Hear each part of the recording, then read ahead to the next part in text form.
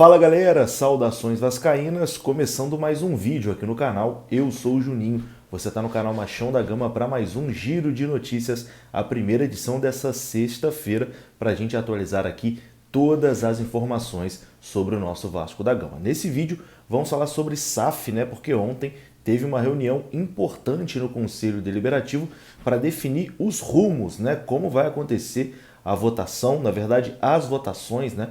Já foi definido que serão aí duas etapas essa situação da SAF. Eu vou tentar explicar aqui para vocês nesse vídeo. Vamos falar também sobre expectativa de reforços, né? Após o vexame de quarta-feira, o Vasco começa a se movimentar aí no mercado para tentar reforçar essa equipe. Afinal, mês que vem já tem Série B do Campeonato Brasileiro, que é a competição mais importante para o Vasco nessa temporada, né? Voltar para a primeira divisão. Vamos falar sobre a 777 Partners também. Existe a expectativa de que na próxima semana os representantes ali da empresa venham até o Rio de Janeiro, né, para ficar mais próximo da diretoria do Vasco, para começar ali algumas conversas mais avançadas e também para ter um contato ali com a torcida, assistir um jogo, etc e tal. A gente vai conversar sobre tudo isso depois da vinheta. Antes da vinheta eu conto com você deixando aquele like que é muito importante e também se inscrevendo aqui no canal. Tamo junto, deixou o like e se inscreveu, a vinheta rodou.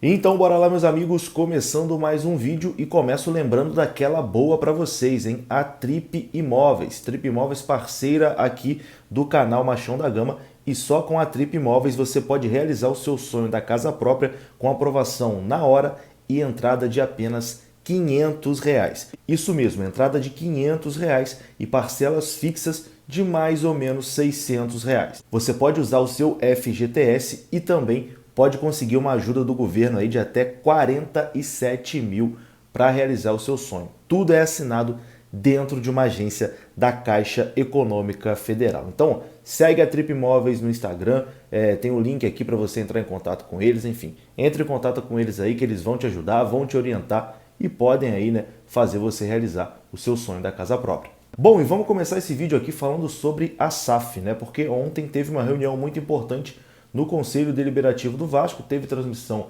da Vasco TV para definir ali os rumos, né, os ritos da SAF, de como a coisa vai acontecer, né?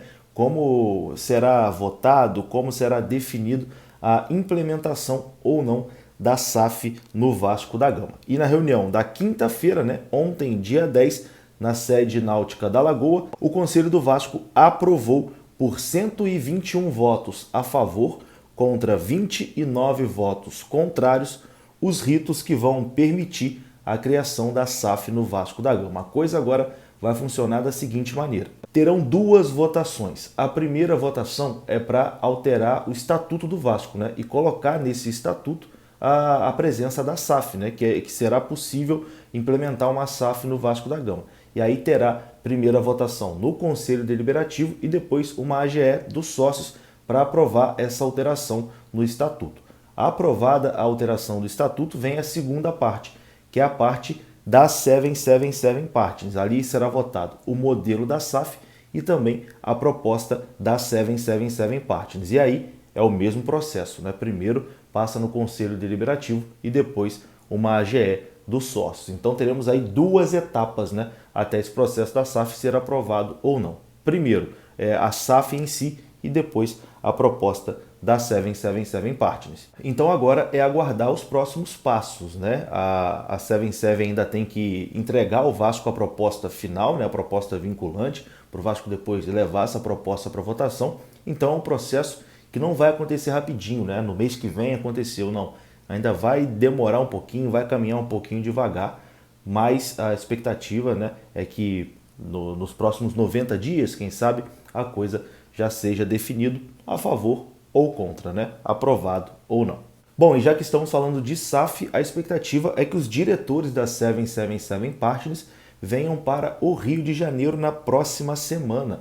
A informação é que, enquanto eles aguardam, né, todos esses trâmites burocráticos, né, do Vasco da Gama, a informação é de que o clube e os executivos da 777 Partners já estão ali montando um comitê para uma possível transição, né? E para isso, os norte-americanos são aguardados aí na próxima semana no Rio de Janeiro para se encontrarem com os dirigentes vascaínos e acompanharem ali ainda mais de perto o trabalho que tem sido feito em relação à SAF. Então, na próxima semana pode ser que Josh Vander e os outros diretores da 777 Partners venham ao Rio de Janeiro. Mais informações a gente traz aqui no canal. Bom, mudando de assunto aqui agora, vamos falar de reforços, de contratações.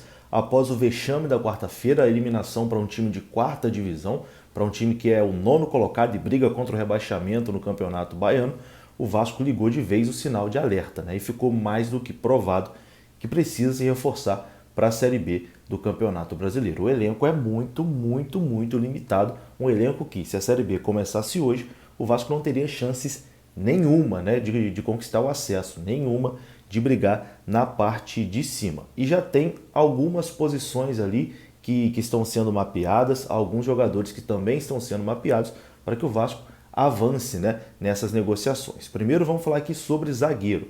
Ontem a gente trouxe aqui a informação da saída do Luiz Cangá, o zagueiro equatoriano, que veio aí por um período de teste, um contrato de 3 meses, jogou apenas 2 partidas e não terá o seu contrato renovado. O Vasco já comunicou ao jogador que não vai renovar o seu contrato, o jogador foi liberado e deve atuar por outro clube brasileiro. Ele está conversando com outras equipes e deve seguir o seu rumo aqui mesmo no Brasil. E com a saída do Luiz Cangá, o Vasco vai intensificar ali as suas buscas por um zagueiro, para fechar ali a posição. A intenção do Vasco, segundo o jornalista Flávio Dias do canal Atenção Vascaínos, é trazer um zagueiro que brigue por posição. O Vasco entendia que o Luiz Cangá não ia conseguir brigar por posição ali com o Quinteiro e com o Anderson Conceição. No momento, ele era a quarta opção, O Quinteiro e o Conceição titulares, o Ulisses era o reserva imediato e o Cangá o quarto ali nessa hierarquia. A intenção do Vasco nesse momento é trazer um zagueiro para brigar por posição ali com o Quinteiro e com o Conceição, que formam a dupla de zaga nesse momento. Então o Vasco vai intensificar as buscas para tentar trazer um zagueiro. Outra posição que é prioridade no Vasco neste momento é um meia.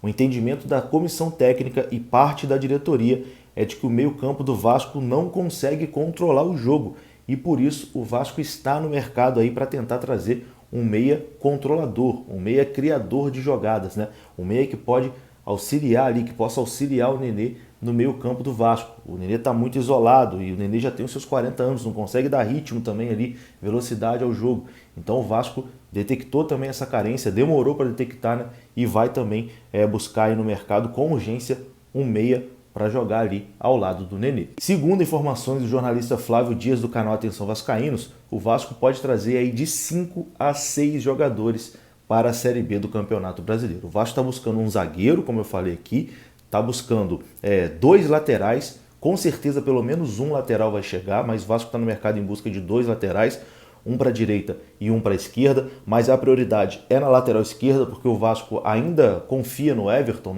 O Everton é um jogador jovem, confia que o Everton pode evoluir e pode apresentar ainda alguma coisa na temporada. Então, o Vasco procura dois laterais, mas a prioridade é um lateral esquerdo. Como a gente disse aqui, procura um meia, mas além do meia de criação, procura também mais um volante. Então, o Vasco procura 2 meias, um ofensivo e um mais defensivo.